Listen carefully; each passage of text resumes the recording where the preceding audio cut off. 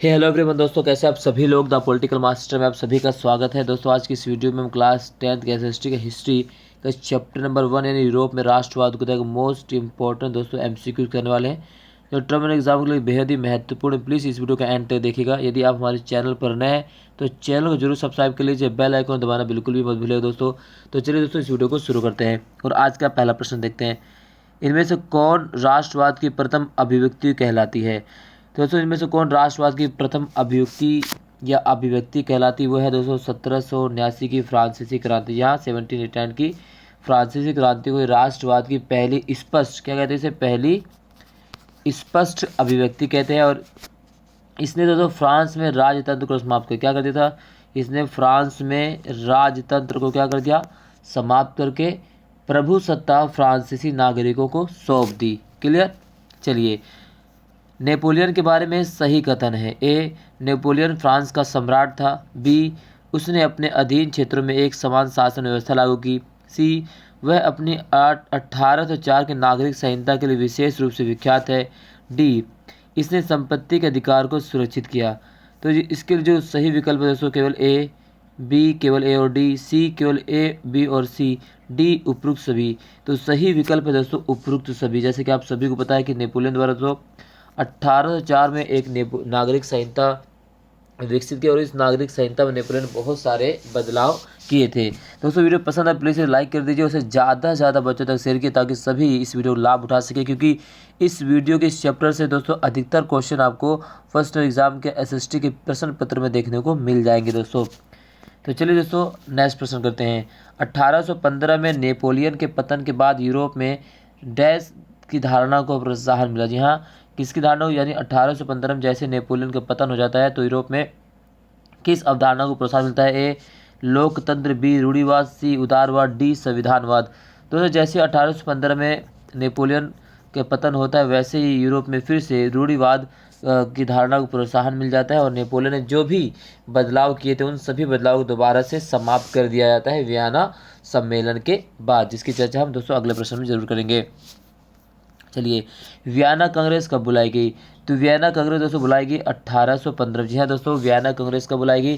तो वियना कांग्रेस बुलाई गई थी 1815 में। और ये इसकी एक महत्वपूर्ण खासियत दोस्तों ये भी है कि इस वियना सम्मेलन अगर हम बात करें तो उसमें ब्रिटेन, ठीक है, ब्रिटेन, प्रसा, रूस तथा ऑस्ट्रिया के प्रतिनिधि शामिल थे। और इसकी अध्यक्षता, इसकी वियना सम्मेलन की अध्यक्षता किसने की थी? तो वियना सम्मेलन की जो अध्यक्षता किया गया था दोस्तों ऑस्ट्रिया के चांसलर, जी हाँ, ऑस्ट्रिया के चांसलर ड्यूक मैटरनिक। कौन थे दोस्तों? ड्यूक मैटरनिक, ध्यान रखना। ऑस्ट्रिया के चांसलर ड्यूक मैटरनिक, ठीक है, ऑस्ट्रिया के चांसलर ड्यूक मैटरनिक ने वियना कांग्रेस की अध्यक्षता की थी। ठीक है, अब अगर हम दोस्तों यहाँ से अगले प्रश्न की बात करें, प्रश्न नंबर 5, 1830 ईस्वी के विद्रोह के बाद फ्रांस का राजा डैश को बनाया गया।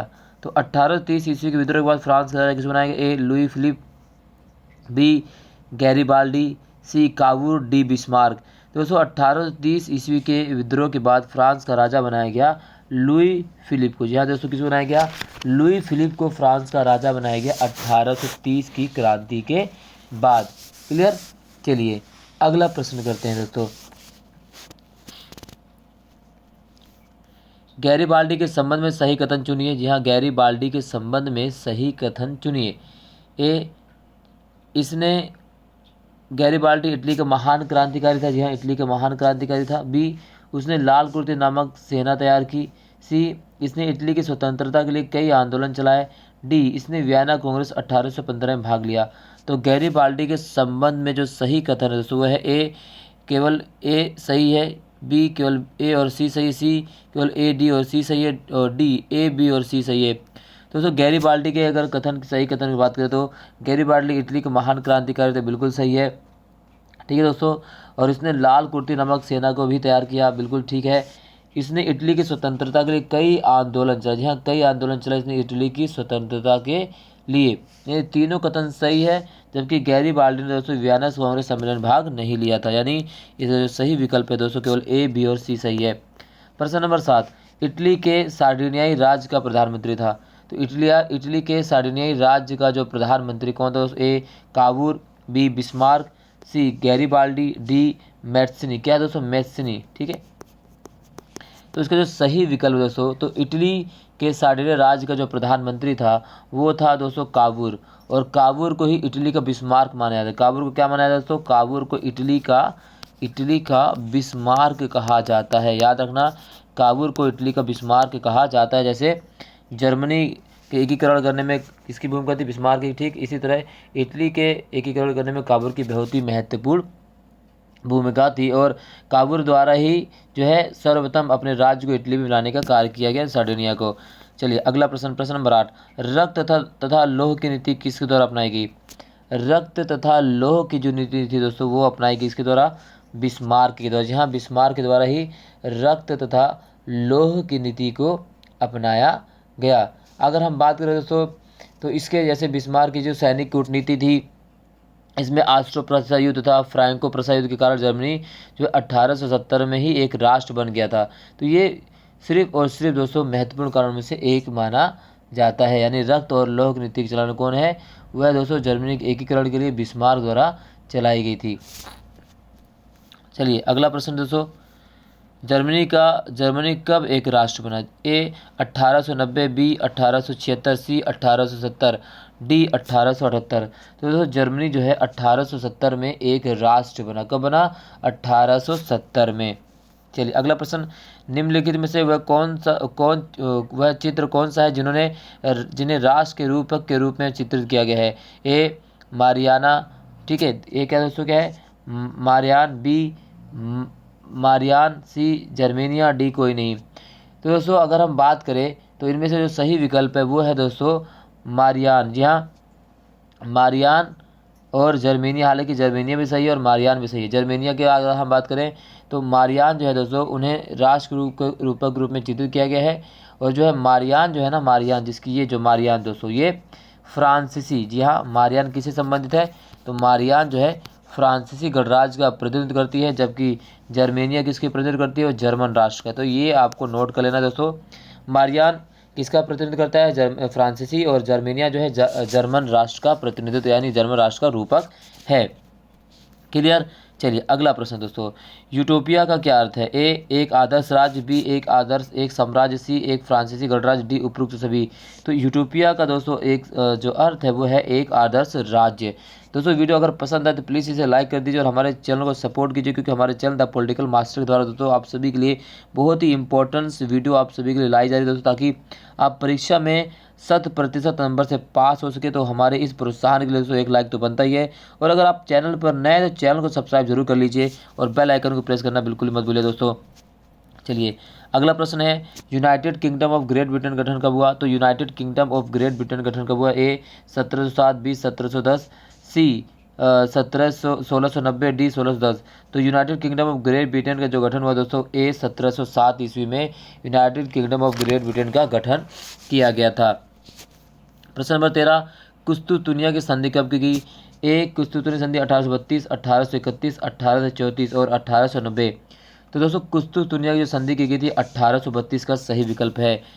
प्रश्न नंबर है दोस्तों 14, एकीकृत इटली का राजा किसे घोषित किया गया? तो एकीकृत इटली का राजा घोषित किया गया ए इमैनुअल द्वितीय को, बी कावूर को, सी गैरिबाल्डी को, डी कोई नहीं। तो एकीकृत इटली का जो राजा घोषित किया गया दोस्तों उसे घोषित किया गया, उसका नाम क्या है? इमैनुअल द्वितीय को एकीकृत इटली का राजा घोषित किया गया। क्लियर?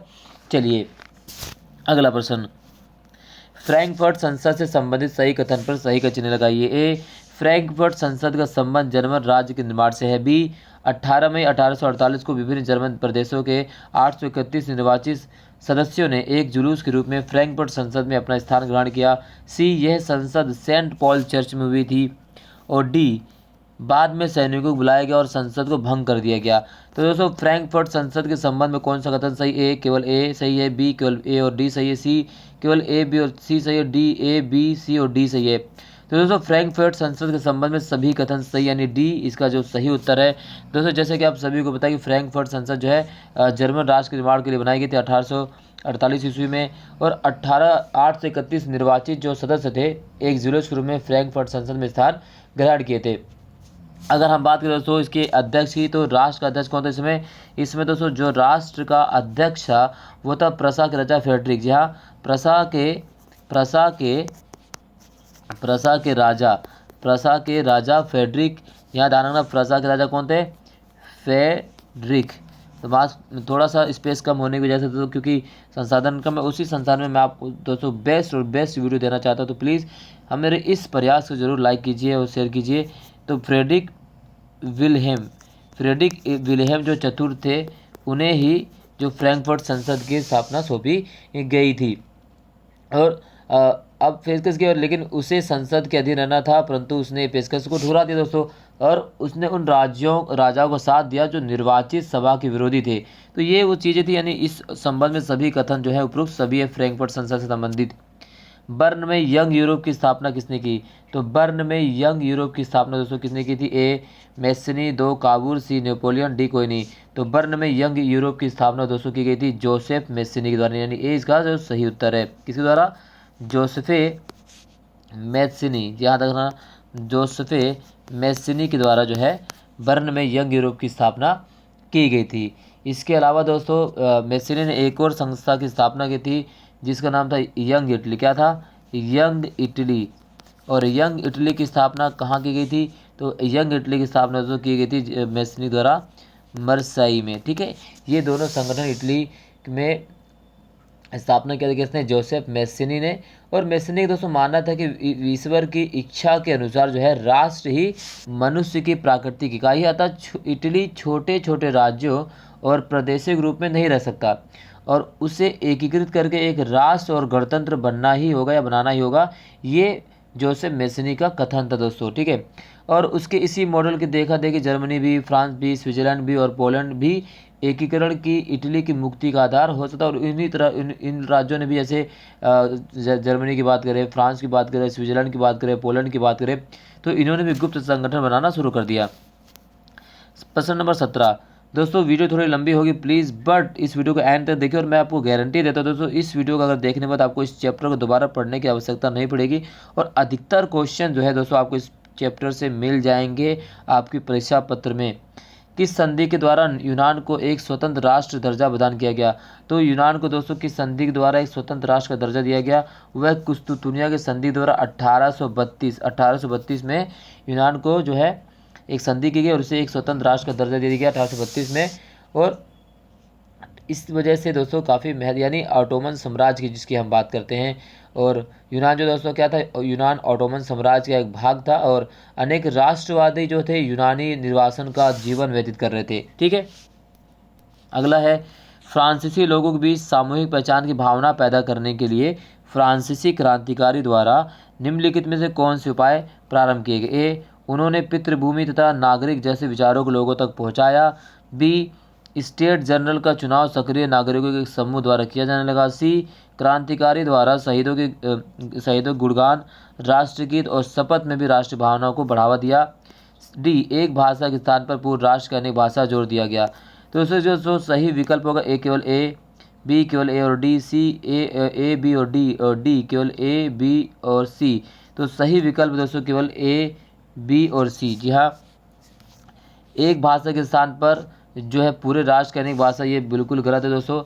वहाँ पर क्या किया गया कि भिन्न भिन्न क्षेत्रीय भाषाओं के स्थान पर पूरे राष्ट्र की एक भाषा फ्रेंच को चुना गया। जहाँ पूरे एक राष्ट्रभाषा फ्रेंच को चुना गया। और जो क्रांतिकारी द्वारा शहीदों गुणगान किए गए राष्ट्रगीत और शपथों ने भी राष्ट्र भावनाओं को बढ़ावा दिया, और क्रांतिकारियों ने एक नया तिरंगा फ्रांसीसी झंडा चुना और इस झंडे को पुराने राष्ट्रीय झंडे की जगह दे दी। और इसी तरह जो है पूरे देश में माप तोल की एक समान प्रणालियाँ लागू की गई, और देश के अंदर सभी प्रकार के आयात निर्यात कर समाप्त कर दिए गए। और ये तरीका था फ्रांसीसी क्रांतिकारियों का लोगों को एकजुट करने का। ठीक है दोस्तों, प्रश्न नंबर 19, नेपोलियन की नागरिक संहिता के संबंध में सही कथन कौन कौन से? ए, नेपोलियन ने 1804 में नई नागरिक संहिता लागू की, बिल्कुल ठीक है। बी, जन्म पर आधारित विशेषाधिकार समाप्त कर दी, बिल्कुल ठीक है। सी, सामंती प्रणाली को समाप्त कर दी, बिल्कुल ठीक है। और पूरे देश में एक ही राष्ट्र मुद्रा प्रचलित की, बिल्कुल ठीक है। इसका उपयुक्त सभी कथन सही दोस्तों। अगला प्रश्न है दोस्तों, प्रश्न नंबर 20, प्रतीक और महत्व को यहाँ पर चुनना है दोस्तों। तो टूटी बेड़ियाँ किसकी प्रतीक थी? तलवार पर लिपटी जैतून की डाली, उगते सूर्य की किरणें और बलूत पत्तियों के मुकुट। तो दोस्तों ये सभी जो प्रतीक की बात करें तो ए बी सी डी उपरोक्त में सभी। तो अगर हम टूटी बेड़ियों की बात करें तो टूटी बेड़ियाँ दोस्तों आज़ादी मिलने के प्रतीक, बिल्कुल सही है। तलवार पर लिपटी जैतून डाली शांति की प्रतीक है, बिल्कुल ठीक है। उगते सूर्य की किरण शुरुआत जो है एक नए युग की शुरुआत की प्रतीक, बिल्कुल ठीक है। बलूत पत्तियों का मुकुट जो है वीरता का प्रतीक, ये भी सही दोस्तों। यानी उपरोक्त सभी जो मिलान बिल्कुल सही है, इसका डी उपरोक्त सही उत्तर है दोस्तों। क्लियर। चलिए प्रश्न नंबर 21, 1789 की फ्रांसीसी क्रांति, तो फ्रांसीसी के क्या प्रभाव हुआ तो क्या प्रभाव हुआ? ए फ्रांस में राजतंत्र का अंत हो गया, बिल्कुल ठीक हुआ दोस्तों, फ्रांस में राजतंत्र का अंत हो गया। बी सत्ता फ्रांसीसी नागरिकों के एक समूह के हाथ में आ गई, ये भी सही है। सी भेदभाव की एक नई कड़ी की शुरुआत हुई, बिल्कुल गलत है। और डी सभी कथन सही है। तो इसका जो सही विकल्प है दोस्तों, केवल जो इसका सही विकल्प वो है सी, ए और बी सही है। तो दोस्तों जैसे फ्रांसीसी क्रांति के बाद ये दो प्रमुख घटना हुई थी, बाकी दोनों कथन वो गलत है दोस्तों। चलिए प्रश्न नंबर 22, जलवरायन क्या है? ए जर्मन शुल्क संघ, बी समान नागरिक संहिता, सी नियमों का समूह, डी कोई भी नहीं। तो दोस्तों जलवरायन एक जर्मन शुल्क संघ है जिसे 1834 में, जी हाँ, जिसे 1834 में इसकी स्थापना की गई। तो क्या है? एक जर्मन शुल्क संघ, ठीक है। चलिए दोस्तों अगला क्वेश्चन, वियना सम्मेलन कब बुलाई गई? तो वियना सम्मेलन बुलाई गई 1815 में। निम्नलिखित में से किन 4 देशों के समूह ने वियना सम्मेलन में भाग लिया? तो वो 4 देश जिन्होंने वियना सम्मेलन में भाग लिया, ए ब्रिटेन, रूस, प्रसा, जर्मनी, ब्रिटेन, रूस, प्रसा, ऑस्ट्रिया, जर्मनी, फ्रांस, रूस, जापान, ब्रिटेन, रूस, ऑस्ट्रिया, वियतनाम। तो जिन 4 देशों के समूह ने वियना सम्मेलन में भाग लिया वो हैं ब्रिटेन, रूस, प्रसा, ऑस्ट्रिया, यानी 20 का सही विकल्प है। वियना संधि द्वारा यूरोप में क्या परिवर्तन हो? ए फ्रांस में बुर्बो वंश की स्थापना होगी, बिल्कुल ठीक है। बी राज्यों की स्थापना, सी लोकतंत्र की स्थापना, या डी संविधानवाद। तो बुर्बो वंश की स्थापना होगी, ये बिल्कुल सही है दोस्तों। प्रश्न 26, 1830 की जुलाई क्रांति के परिणाम स्वरूप फ्रांस में किसके नेतृत्व में संवैधानिक राजतंत्र की स्थापना हुई? ए लुई फिलिप, बी मैसनी, सी नेपोलियन, डी गैरिबाल्डी। तो जुलाई 1830 की क्रांति के परिणाम स्वरूप जो फ्रांस में लुई फिलिप के नेतृत्व में संवैधानिक राजतंत्र की स्थापना हुई, ए इसका सही विकल्प है। प्रश्न 27, वियना कांग्रेस के अनुसार जर्मनी को कितने राज्यों का महासंघ बनाया गया? तो वियना कांग्रेस के अनुसार जर्मनी को दोस्तों 39 महासंघ को जो है राज्यों का महासंघ बनाया गया जर्मनी को। अगला प्रश्न है प्रश्न नंबर 28, 1830 ईस्वी की फ्रांसीसी क्रांति के परिणाम स्वरूप फ्रांस में किस नए राजवंश की स्थापना हुई? तो 1830 की फ्रांसीसी क्रांति की जो परिणाम स्वरूप दोस्तों जो है फ्रांस में एक नए साम्राज्य की स्थापना हुई जिसका नाम था बुर्बो राजवंश। क्या हुआ? बुर्बो राजवंश दोस्तों। या बी ओलियांज, या सी दोनों, या डी कोई भी नहीं। तो 1830 के जो 1830 ईस्वी फ्रांसीसी क्रांति के परिणाम स्वरूप जो है फ्रांस में जिस नए राजवंश की स्थापना हुई उसका नाम क्या है दोस्तों? वो है ओलियांज। यहाँ दोस्तों क्या है? ओलियांज, माफ़ कीजिएगा मैंने ए बोला, लेकिन इसका जो सही उत्तर वो क्या है? ओलियांज। जी हाँ, ओलियांज इसका सही उत्तर है। चलिए अगला प्रश्न दोस्तों करते हैं, किसने लाल कुर्ता दल के सहायता से सिसिली पर अधिकार कर लिया? तो वह है दोस्तों लाल कुर्ता दल का जो सहायता से सिसिली पर अधिकार कर लिया है गैरिबाल्डी। अगला है इटली का एकीकरण कब हुआ? ए 1870, बी 1850, सी 1860, डी 1871। तो इटली का जो एकीकरण हुआ दोस्तों 1870 ईस्वी में। एकीकृत इटली की राजधानी कौन बना? तो एकीकृत इटली की राजधानी ए रोम, बी प्रसा, सी कुस्तुनिया, डी कोई नहीं। तो एकीकृत इटली की राजधानी, ध्यान रखना दोस्तों, एकीकृत इटली की जो राजधानी वो बना था प्रसा, ठीक है। 31वां जो है प्रसा इसका सही उत्तर। एकीकृत इटली की राजधानी कौन बना दोस्तों? प्रसा बना, ठीक है। नेक्स्ट क्वेश्चन दोस्तों, अगला है दोस्तों प्रश्न नंबर 32, यंग इटली की स्थापना कब की गई? तो यंग इटली की स्थापना 1832 ईस्वी में की गई। लोइजे ऑटो पीटर्स कौन थी? तो लोइजो ऑटो पीटर्स थी दोस्तों एक राजनीतिक कार्यकर्ता। क्लियर। चलिए अगला प्रश्न है, यूरोप में 19वीं शताब्दी के शुरुआती दशकों में राष्ट्रीय एकता से संबंधित विचार किस अवधारणा जुड़े थे? तो यूरोप में 19वीं शताब्दी के शुरुआती दशकों में राष्ट्रीय एकता से संबंधित विचार जुड़े थे, वो जुड़े हुए दोस्तों उदारवाद से। अगला है, फ्रांस में किस शासन के दौरान सभी वयस्क पुरुषों को, जी हाँ सभी वयस्क जी हैं सभी वयस्क पुरुषों को मताधिकार प्राप्त था? वह दोस्तों नेपोलियन का शासन। इसका जो सही विकल्प है विकल्प बी। अगला है, जब फ्रांस छींकता है, जी हाँ जब फ्रांस छींकता है, यहाँ पर क्या है? जब फ्रांस छींकता है तो बाकी यूरोप को सर्दी जुकाम हो जाता है। इस शब्द को किसने कहते हैं? तो इस शब्द को कहा था दोस्तों मैटरनिक ने। मैटरनिक ने कहा था जब फ्रांस छींकता है तो पूरे यूरोप को सर्दी जुकाम हो जाता है। अगला है प्रश्न नंबर 37। प्रसा में बड़े भूस्वामी कहलाते थे, तो प्रसा में बड़े भूस्वामी को कहा जाता था जुंकर्स। तो ये दोस्तों आज के इस वीडियो के इस चैप्टर के 37 में मोस्ट इम्पोर्टेंट जो MCQ दोस्तों। इसके बाद वाली वीडियो में दोस्तों इसके नेक्स्ट पार्ट में हम जो चित्र से संबंधित क्वेश्चन पूछे जाते हैं और अनुच्छेद से संबंधित जो क्वेश्चन पूछे जाते हैं वो दोस्तों इस वीडियो को जरूर लेकर आएंगे हम। तो प्लीज़ इस वीडियो को ज़्यादा से ज़्यादा लाइक कीजिए, शेयर कीजिए। यदि आप हमारे चैनल पर नए तो चैनल को जरूर सब्सक्राइब कर दीजिए। यदि इस वीडियो संबंधित, इस नोट से संबंधित, इस MCQ संबंधित कोई भी आपका डाउट है तो प्लीज़ दोस्तों कमेंट बॉक्स में जरूर पूछिएगा, उस आप सभी के डाउट को क्लियर किया जाएगा। और इस वीडियो की जो PDF है दोस्तों मोस्ट इम्पोर्टेंट MCQ, उसका लिंक जो है दोस्तों डिस्क्रिप्शन दे दूँगा, वहाँ से आप जाकर डायरेक्ट डाउनलोड कर लीजिएगा, या आप हमें डायरेक्ट टेलीग्राम पर फॉलो कर सकते हैं द पॉलिटिकल मास्टर। और दोस्तों एक छोटी सी रिक्वेस्ट आप सभी से है, यदि आप हमारे चैनल को पसंद करते तो दोस्तों हमारे एक और चैनल इसका नाम है द नॉलेज टेबल, तो उसे भी जरूर सपोर्ट कीजिए। बहुत बहुत धन्यवाद दोस्तों। जय हिंद।